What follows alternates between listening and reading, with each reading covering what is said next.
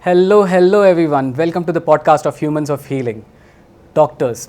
Conversation with doctors on public platform have mostly been about nerdy stuff such as the disease, the diagnosis, treatment, advice and precautions. But in reality, these doctors are just humans who have had their own struggles and hustles, and that's worth celebrating.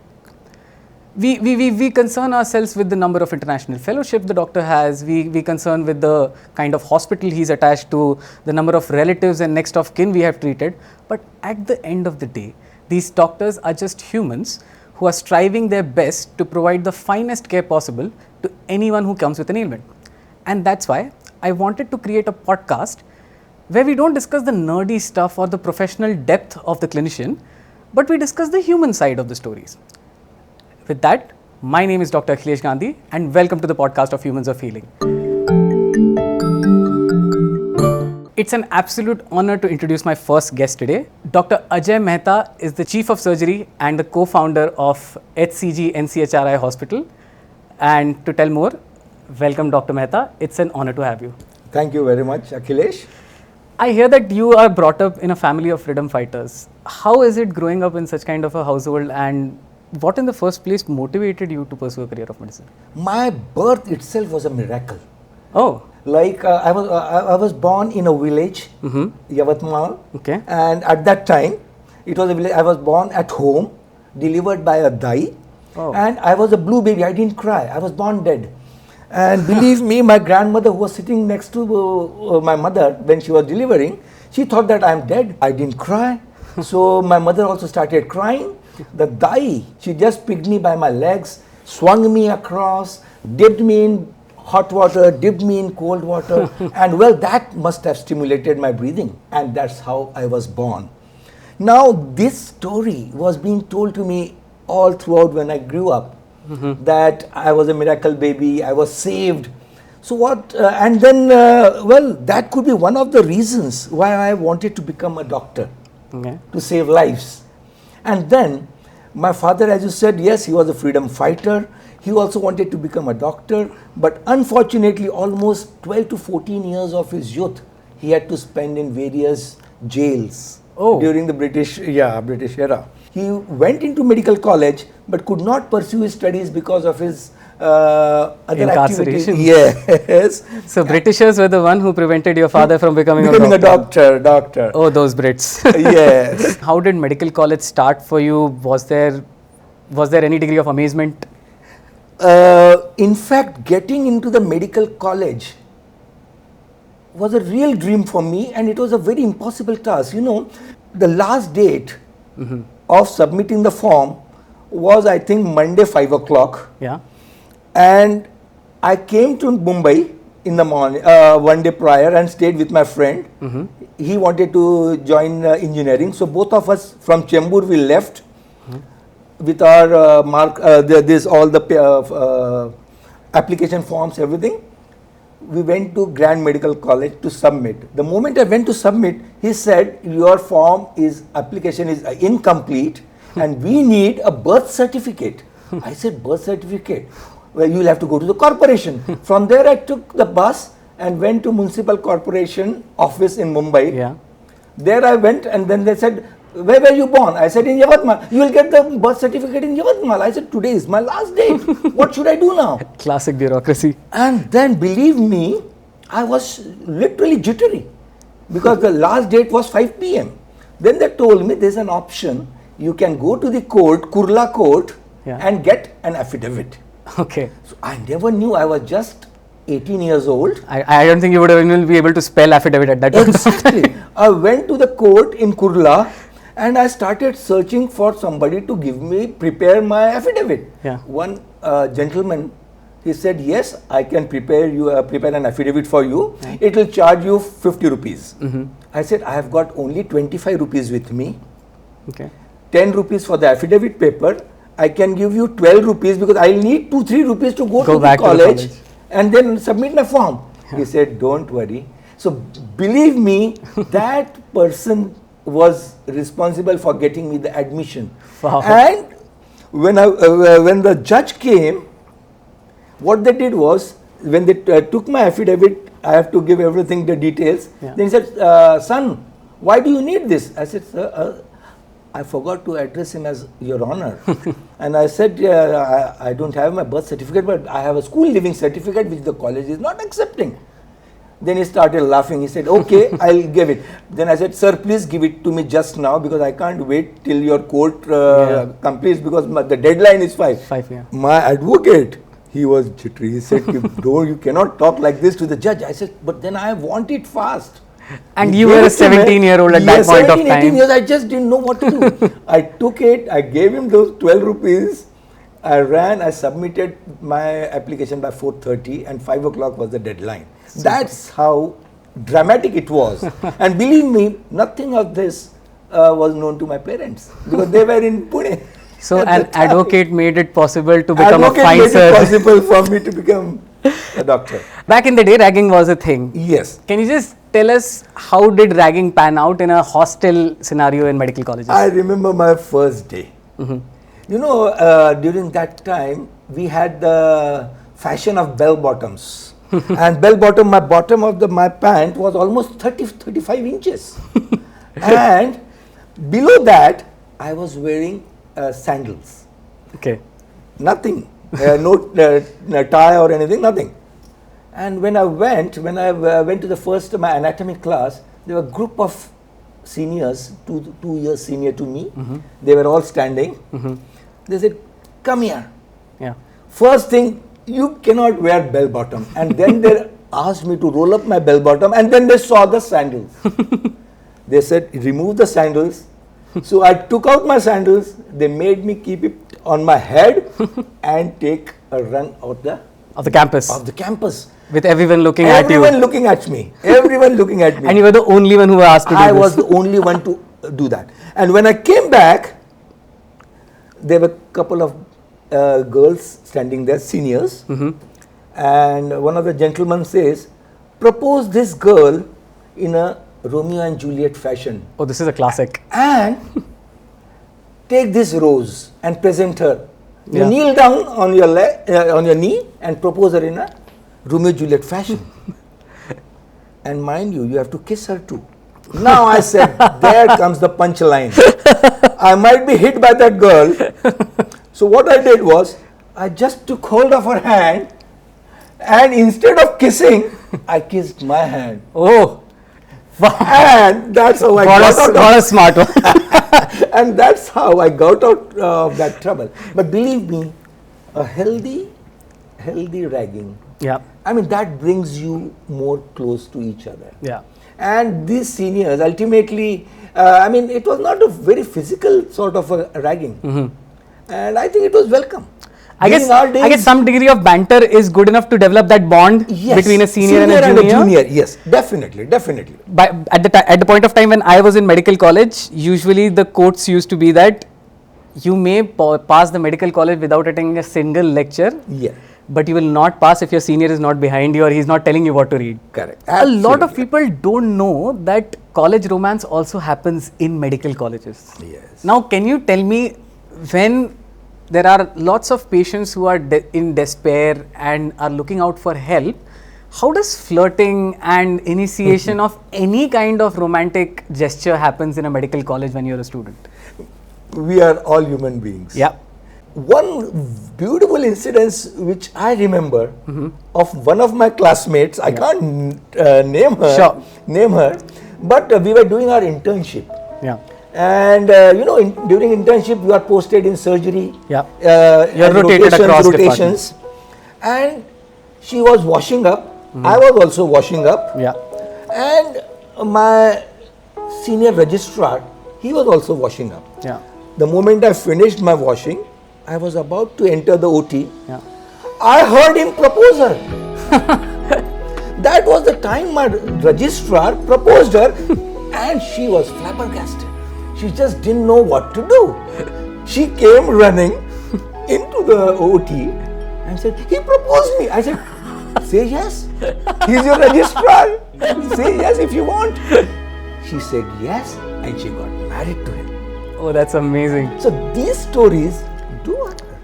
Any faculty members that you want to give a shout out to back in the day that had a really important influence? Yes. O.P. Kapoor.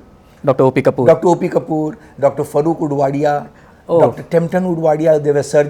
Tempton Udwadia was a surgeon. B.J. Vakil, Okay.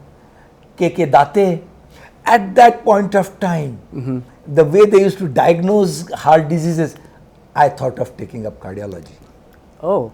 I thought of taking up cardiology at that time. See, a doctor is a student all throughout his life. Exactly. The day the doctor says, I know everything, he's telling a lie. He's telling a lie. He's telling a lie. Moving to the time of residency, like what prompted you to move towards surgery in the first place? Yes. I was doing my internship in surgery, and there was a massive accident. Okay. This train accident, Okay. local train accident, and people were just brought to medical college, and we were doing our emergency. And as interns, you know, we were not allowed to operate, but Directly. we were allowed to only scrub and help the surgeon Assist, yeah. assist. Believe me, we didn't sleep for 3 days. We just were in the operation theater. 72 hours straight. 72 hours, we used to scrub the patient. Dead bodies were being brought. They were kept on the stretcher. Yeah. We used to operate, we used to assist, and then we used to get tired and lie down and fall asleep Exactly in on the between two same dead stretcher. bodies sometimes. Oh God. And we used to eat there. And then I thought, "Ki, my God, if I can work for the, and it was all a challenging job. Yeah. You have to be on your toes all throughout. You have Absolutely. to assist. That was the time I thought I would take up surgery. It was a challenge. Okay. To save a life, Yeah. even if you have not eaten your food, Yeah. even if you have not slept, Yeah. that adrenaline surge Yeah. in you, Yeah. that keeps you fit, and that keeps you alive. That determination. So you wanted to chase that adrenaline rush for the Rush. life. And every day in the morning, that's why I tell all my like even junior doctors when they come, when you wash up, and I always have a big mirror Yeah. in my during Scrub the room. scrub room. Yeah. I look up, and when I'm washing, I always tell myself, "You are the best. You should do your best today," and that gives me adrenaline rush. Is it true all surgeons are adrenaline junkies in some ways? In a Oh. very minor manner or whichever way you want to call it? That's a very nice question. Believe me, in the initial days, all the surgeons have that little bit of ego, pride. Well, I'm the best. Yeah. Slowly it mellows down as you age. Yeah. Then you become slightly philosophical. Yeah. Initially, in your younger age, you feel that I can operate each and every case. Each and every case I can operate. Why not? Why not? Yeah. Then as time passes, you feel, no, this case I should not operate because the results might not be good. Exactly. And towards the end of life, Yeah. or when you age, Yeah. then you become a bit philosophical. Is it really worth the surgery? Is it worth the cut? Yes. So that is a life cycle of a surgeon. Yeah. But so these long hours of working, I'm sure while exciting as it must, there must come a part when you get burnt out, when you want just like, I need a break. Yes. How do you unwind when you have such hectic schedule of work, especially in residency, and nobody else is willing to listen to you? Yeah. I have a nice instance to tell you, a story small. During my last year of my residency, I got engaged. Oh, My would-be wife, yeah. she came to meet me, and I got a message at 10 o'clock in the morning Yeah. that so-and-so is waiting for you. And at that time, we had pagers. Yeah.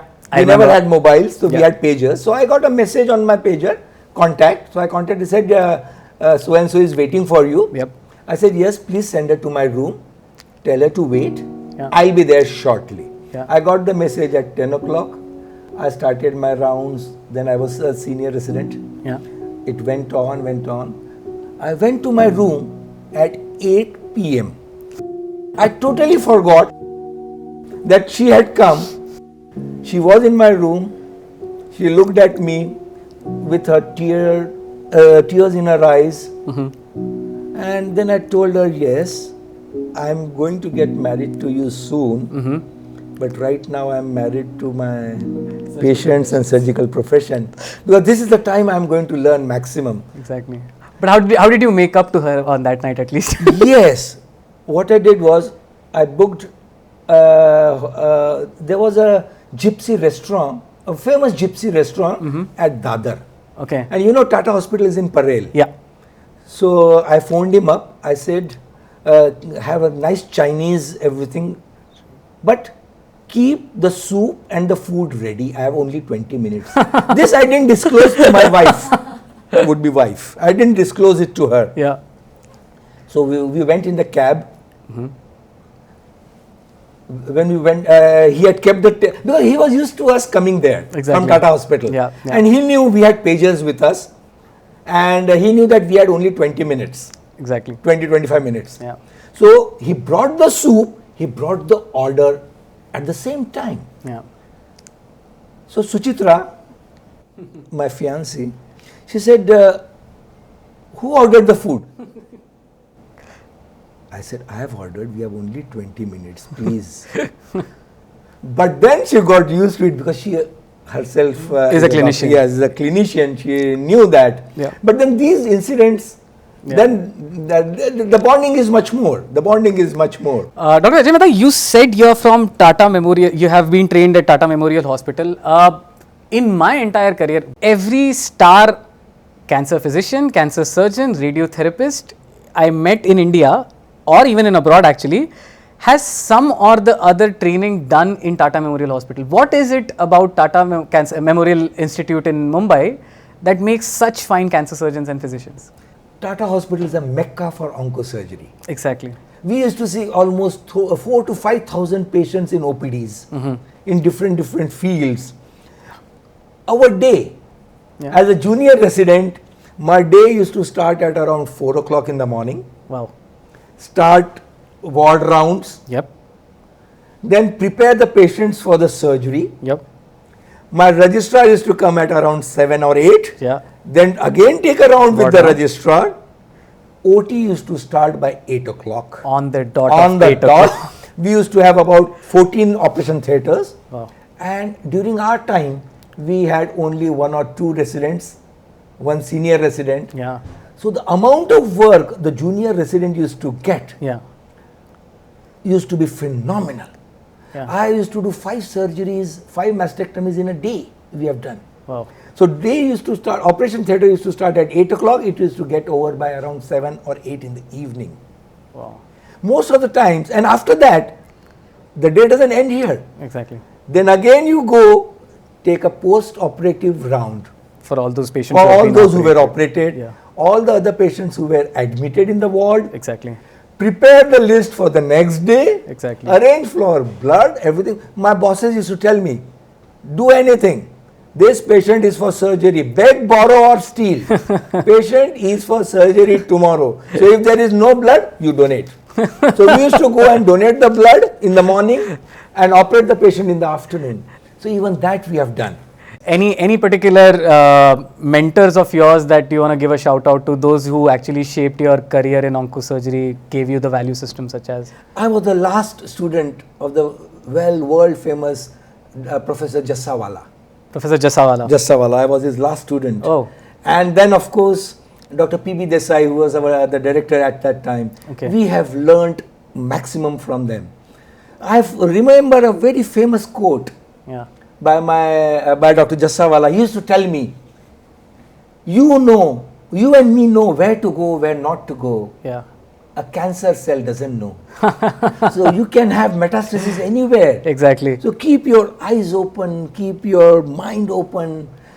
You can have anything and everything in oncology. Dr. Ajay Mehta, you have done one of the rarest of rare cases or rarest of rare disease surgery. Can you just tell us what it is? Yeah, it was a fetus in fetu case. What is fetus in fetu in the first? If for a common man, what is fetus in fetu? It occurs 1 in 500,000 deliveries, and less than 90 cases as of today are reported in literature. fetus in fetu comes about when early in pregnancy, one twin fetus wraps round and envelops the other. As the fetus then grows, what would have been its twin remains inside it, attaching its blood vessels to its host and feeding off it as a parasite. And he was about a 36-year-old person, brought from a village in Madhya Pradesh. Yeah. And with gradually distension of the abdomen, it kept on increasing gradually. And to such an extent that people used to tease him. Are tum pregnant ho, you are pregnant. And his marriage was, people used to refuse. Absolutely. And at a point where it was so disgusting for him, so he wanted to commit a suicide. When he went to commit suicide, some relatives caught hold of him. He said, no, it's better we get him examined by some person. And then what happened was they brought that patient to me in Nagpur. When I first saw the patient, he was in literally distress. May 1999, the city of Nagpur in India. On a hot summer night, 36-year-old Sanjay Kumar is rushed to hospital.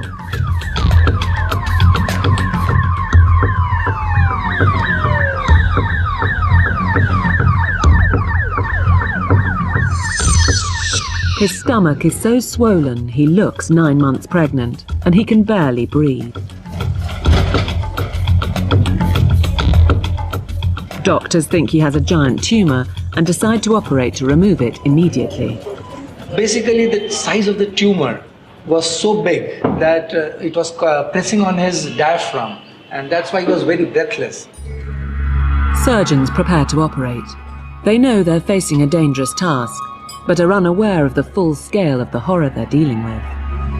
Because of the sheer size of the tumor, it was a bit difficult, and we anticipated a lot of problems. Dr. Mehta and his team begin to operate. Soon it becomes clear that they're not dealing with any tumour, but something far more horrifying. They cut into the mysterious lump and out gush gallons of pus, to reveal a strange, almost human shape within. To my surprise and horror, I could shake hands with somebody inside. It was a bit shocking for me. He just put his hand inside and he said there are a lot of bones inside.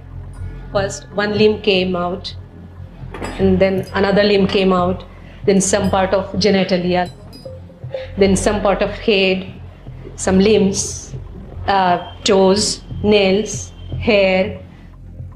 Inside Sanjay's belly is the half-formed body of an infant boy. Feet and hands were well developed. It had fingers and the nails also. Nails were quite long. We were horrified, we were confused and amazed. It is a baby, and it has been growing inside Sanjay for 36 years. Even more shocking, this baby is the mutated body of Sanjay's twin brother. I knew there was something growing inside me, something very strange. The half-formed twin has been growing inside him, parasitically feeding off him, and sooner or later, it would have killed him. It's amazing how he lived with the stigma and actually survived at the end of it. Exactly. Absolutely. In this podcast, Humans of Healing, we like to have one segment which is very close to me. It's kind of a national issue. It is violence and assault against doctors. I think it has become widely prevalent these days, where every other day you see a newspaper clipping or a news article which shows some next of kin or bereaved relatives have beaten up the doctors, trashed the hospital. The care to the other patients in the hospital is being compromised because of such kind of an incident. Can you just tell us of any incident that has happened that you have faced firsthand of violence or assault? Yeah. Yes, there was one young patient.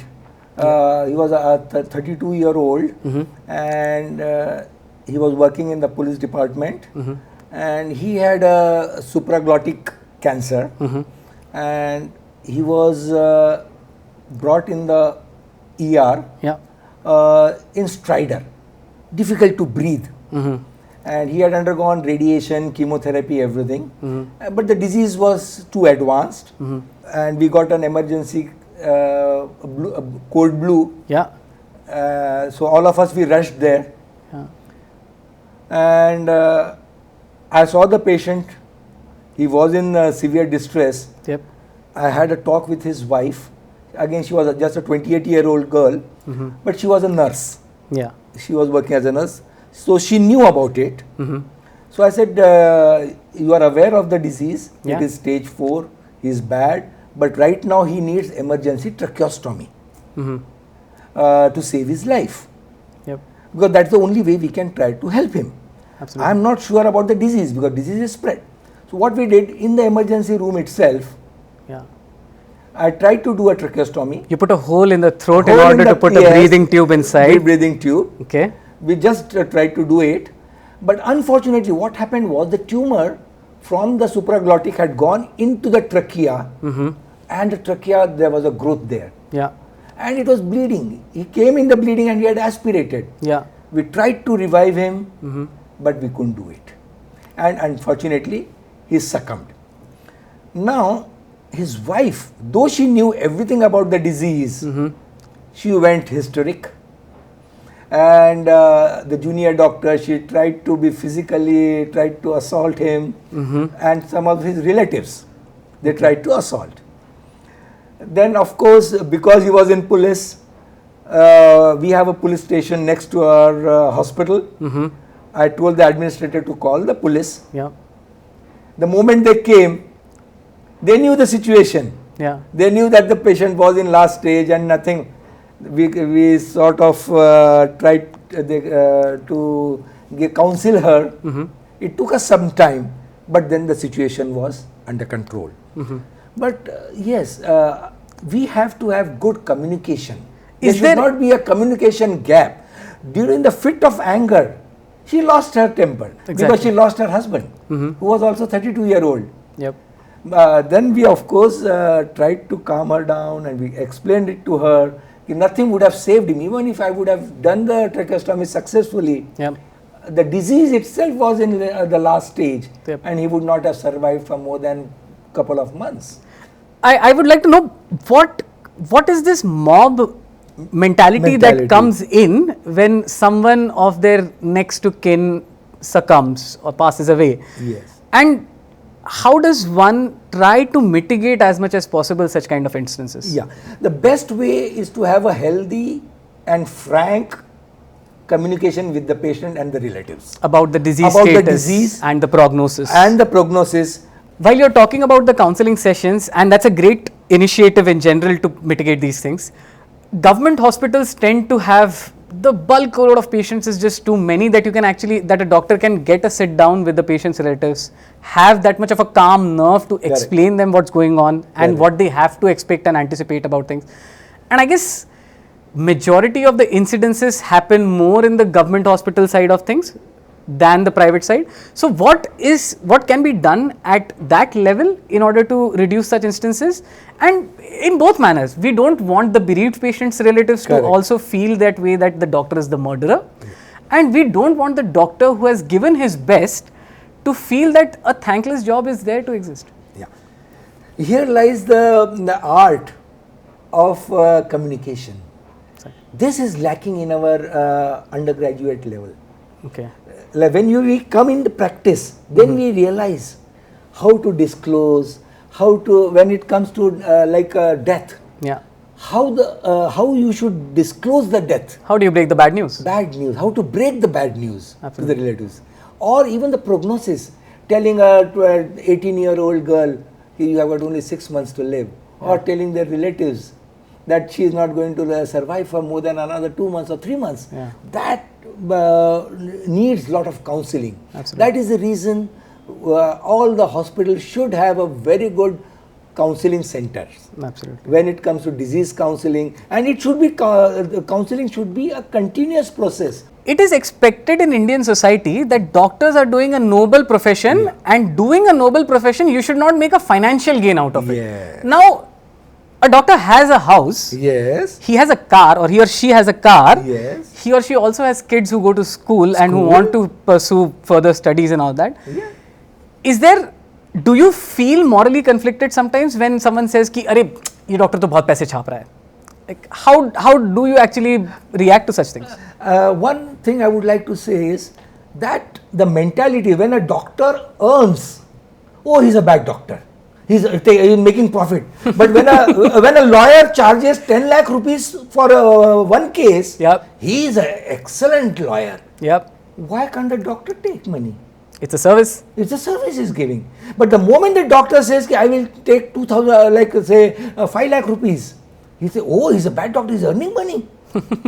So that perception, Yeah, that mindset should change. Now believe me, every person wants some concession or the other. yep, Whether he is a multimillionaire or a ordinary person, he'll say, Doctor Saab, give me some concession. This happens only in our country. yep.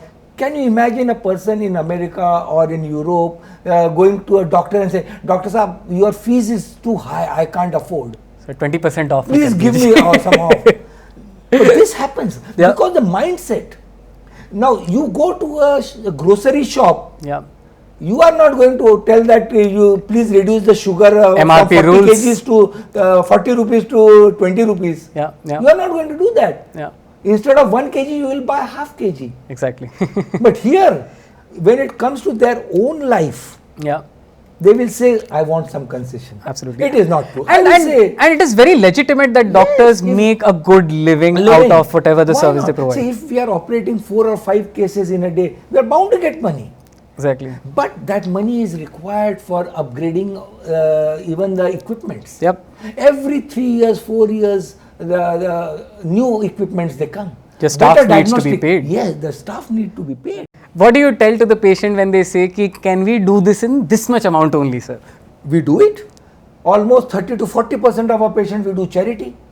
Okay. We do lot of government schemes. Yep. They are just enough to pay our bills. So even you are flexible Yes, depending upon but the yes, financial condition of the patient coming. No patient will go untreated.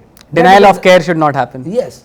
Believe me, 90% of the doctors in their practice, day in and day out, will practice charity. Exactly. They will do work They pro bono. do charity. They do charity. Absolutely. 30 to 40% of the patients are treated free. I'm It's like our maid servants coming. We are not going to charge from them. Dr. Ajamita, you specialize in particularly breast cancer surgery, while you do perform other forms of surgery as well.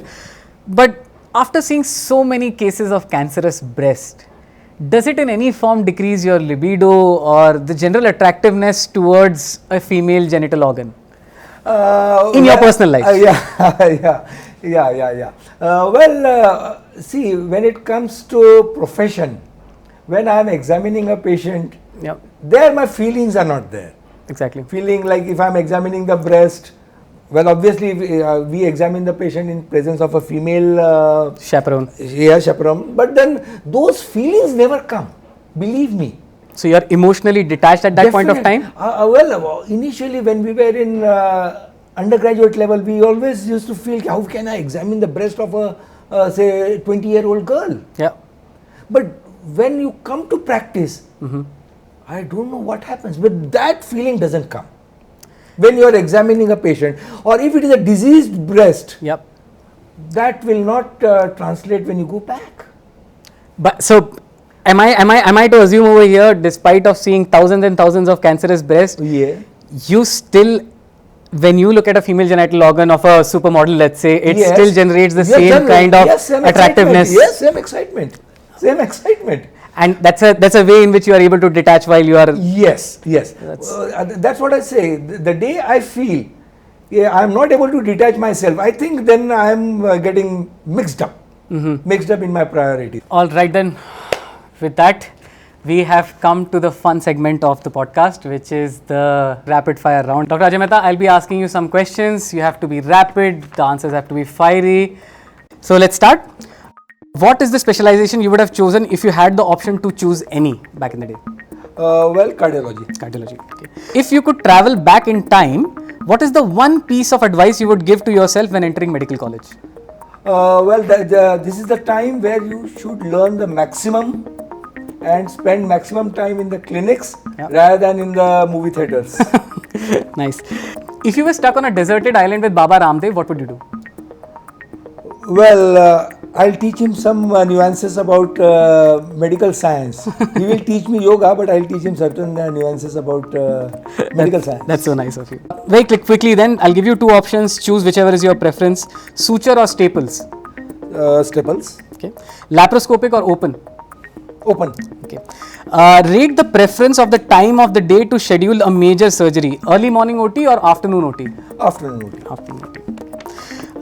What is the worst trade-off of becoming a surgeon? Well, the amount of time you spend in the OT rather than with your family. Okay. What is the surgical procedure that you are most skilled at? Breast surgery. Surgery.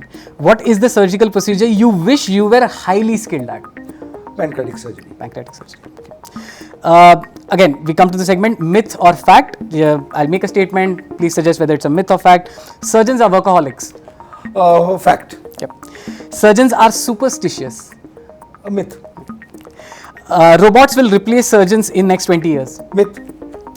Pharmaceutical companies are doing more good for patients than harm. Fact.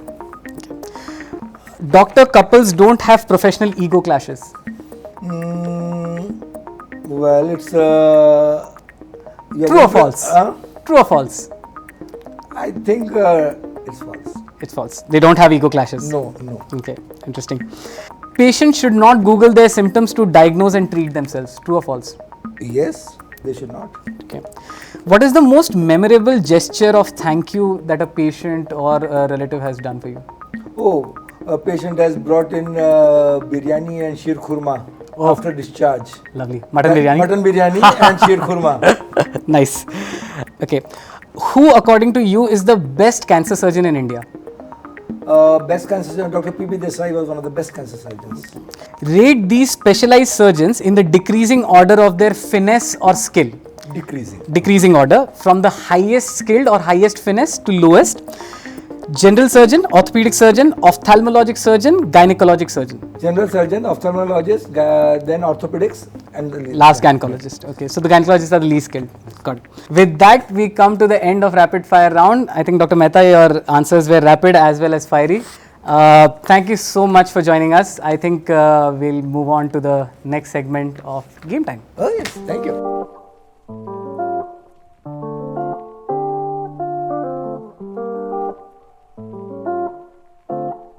All right, we have come to the last part of the show.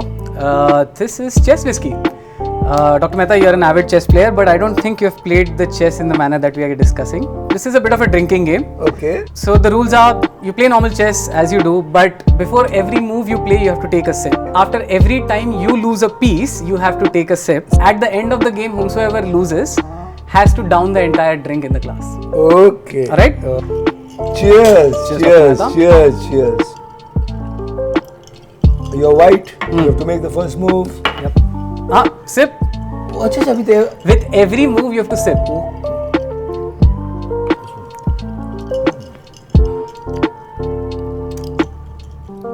Yes. Sip. Oh yes. You're making me drunk. That's the whole fun of the game. I can't beat you sober, Dr. Mehta.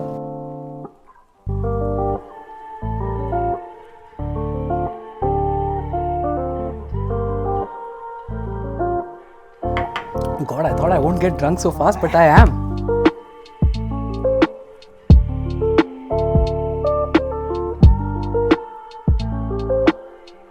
Dr. Mehta, next time you'll have to take 2 sips if you miss it. Okay, Yeah, fine, absolutely. fine. Because on sober sense, I don't think I would last this long.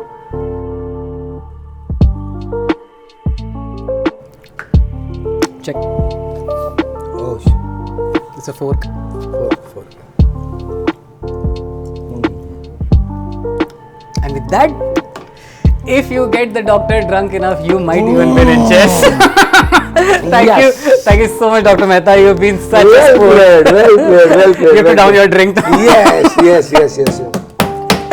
This has been Humans of Healing, and we would love to see you back again. Thank you so much.